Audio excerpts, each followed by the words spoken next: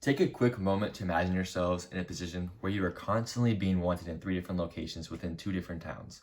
You are the main source of complete health care in a school setting, both mentally and physically.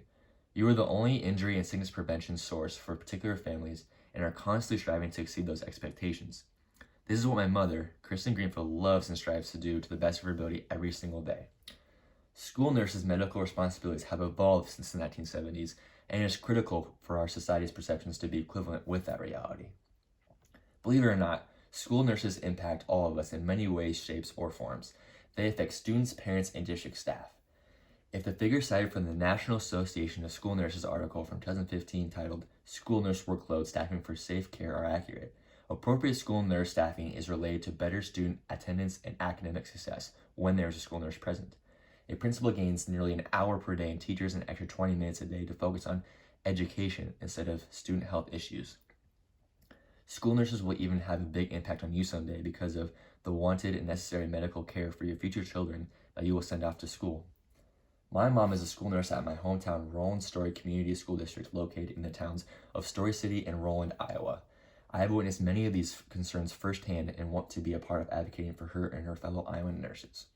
Today I'll be informing and persuading you on the common frustration of the students with health concerns to school nurse ratios, how licensed health professionals affects us, why a change in ratios is an important discussion, solutions to this issue, and what our first steps towards improvement can be.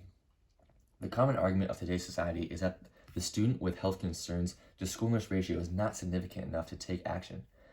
Misconceptions of school nurses and their duties has been an issue since around the 1970s when laws were first enacted to protect the rights for all students to attend public school, including those with significant health needs.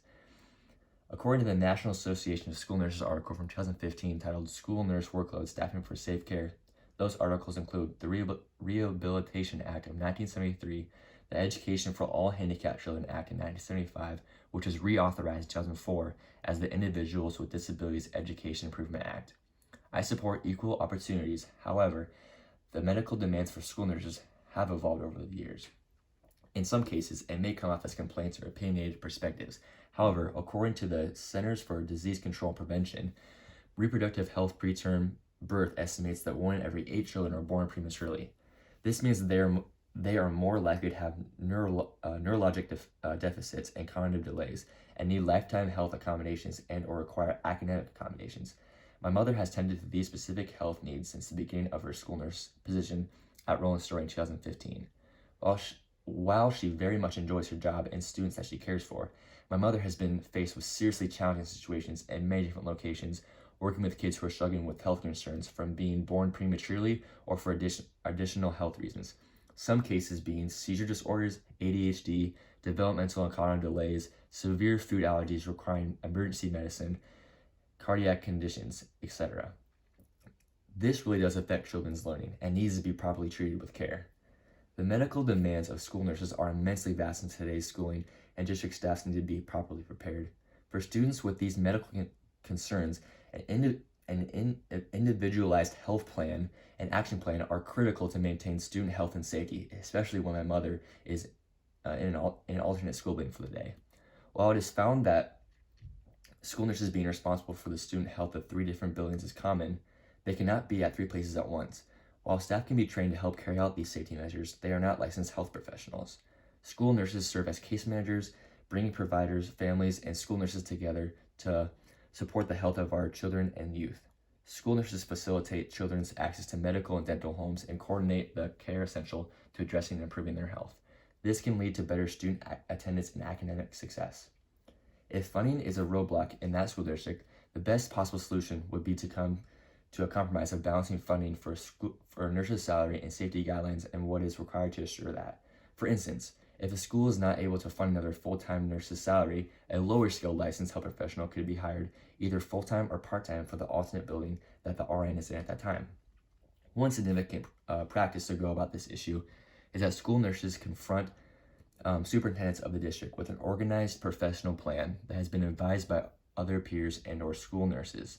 This meeting will consist of possible changes and or corrections that are in need of action.